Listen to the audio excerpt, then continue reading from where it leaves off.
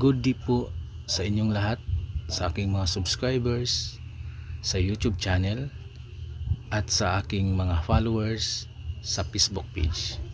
Samahan niyo po ako at muli nating balikan ang lugar kung saan ako'y na-accident last September 7, 2023. So, dito tayo na disgrasya, no? Gabi po 'yon. So galing tayo doon. Mabilis po yung takbo natin pag ganun. Tapos papunta dito, bigla tayong nagpreno dyan. Bang! Bumagsak din dito ako napunta. Dito. Hindi ako umabot dyan. Dito ako. Tapos yung motor doon, naiwan lang yung motor sa may daan. Buti na lang, walang sumusunod. No, kung meron, siguro hindi ko alam kung ano mangyari. So buti na lang, sinig tayo ni Mama Mary. Ayan. Sa hindi inaasahan, ito po ang nangyari. Yan, sa'yo yan. Ikaw yung makatanggap yan, ha? So ikaw na bahala dito kay Mama Mary, mag-alaga. Dahil ikaw yung tagapangalaga talaga dito, nagalinis. So yung blessings na yan para sa'yo yan, ha? At ayun na, yung isang kandila, sinindihan na natin dyan. And maraming salamat Mama Mary sa pagligtas mo sa akin dito sa accident na nangyari dito nung ako'y umuwi. So thank you po. So si nanay pala mga Super B ay merong sakit. Oo, may cancer. Anong, dito na tayo Nay. Anong sakit mo Nay? Opera, alis ang gallbladder. Gallbladder? Oo, pagkatapos ay pag hinaiba. Oo. Nasuka. Oh, Pero okay naman kung ba't tayo araw-araw. Nangayon lang ko kay Mother Mary. Mother, oo. tulungan mo ako. Oh, Oy, operasyon. Huwag tayo makita na yun. Operado ka pala. Tapos, taga saan ka na Taga dito lang? Saan yung bahay mo? Dito? Sa Bitali. Part na ito ng Bitali, di ba? hindi pa. Sa ano to ang lugar dito? Tuktukalaw, Akalanasan, under Kiniput. Kiniput, Piskuruan, So barangay Kalanasan, Kalanasan, Tuktukalaw, Kininipot, tapos barangay Kuruan. Kuruan. So malayo pa yung Bitali. Malay. Taon ka na Nay? 68 years old. So kailan nagsimula yung sakit nyo? Ano yung sakit mo? Cancer, no? Cancer? 4 years na ako. Ay, no? 4 years na. Si nanay po, 4 years na nakipaglaban ka pa Nay, no? O wala na? Gumaling na? Gumaling na. So, no, maraming salamat dahil gumaling ka na Nay. And, siyempre, hindi lang tayo dito magkita po sa kandila. Bigyan kita ng cash Nay, pero hindi masyadong malaki yung halaga, ha?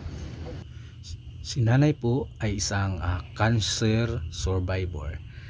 Dito po kami nagkita sa hindi inaasahan. Siya po ay tinawag ko, no, upang sa kanya natin ibigay itong dala nating pasalubong, no, biscuit, at saka binili na rin natin sa kanya yung mga candle na binili natin para kay Mama Mary. And ayan na, nagbigay tayo dyan ng kunting barya, and si nanay binigyan natin ng kunting pera din para makabili siya ng bigas at saka ulam. Ako po'y lubos na nagpasalamat sa ating Panginoon, lalo na kay Mama Mary sa pagligtas sa akin nung ako yung accident dito na side. So sa mga followers ko and subscribers, kayo po'y mag-ingat lagi sa inyong pagmaniho ng inyong mga sasakyan, motor, no, kung ano man klaseng sasakyan na minamanihuan nyo. Tayo po'y magdasal bago umalis sa ating bahay para makarating tayo ng safe doon sa ating paroonan kung saan man tayo magpunta. Sa muli po, ako po'y nagpasalamat, no, kay Mama Mary, kay God, at sa inyong lahat. And sana patuloy nyo pa rin akong suportahan sa aking YouTube channel, Buyit Tahil Official, and sa aking Facebook page, Super B, Buyit Tahil Official. Thank you. God bless everyone. Nanay, thank you din po Nanay. Magpagaling po kayo. God bless Nanay. Sana po magkita tayo dyan ulit sa sunod na mga araw. Everyday, 8:30, nandito na ako. 8:30.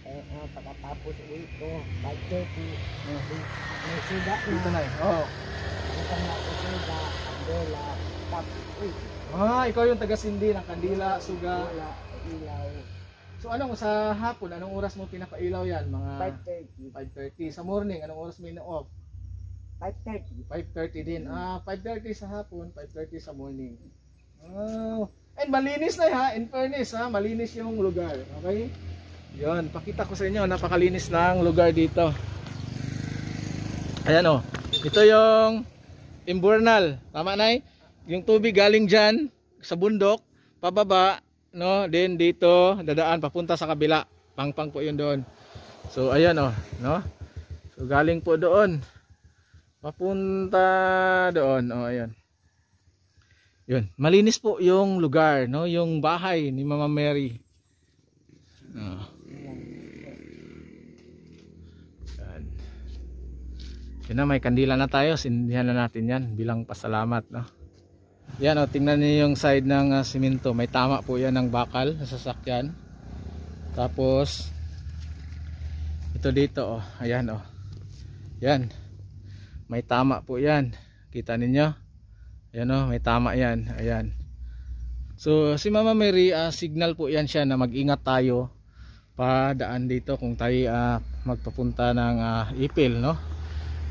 So galing doon na side, so dapat dandahan na po yung takbo natin para pagpunta dito na side, dito na side papunta dito, going Bitali dito. So napakasiko po ng daan na to. So although meron namang warning sign doon na makikita natin sa unahan, pero pag gabi kasi minsan hindi masyadong visible, lalo na pag mahina yung ilaw mo. So kailangan kunting ingat talaga dito. So ito yung tinatawag lang Tuktok Kalaw going to Bitali.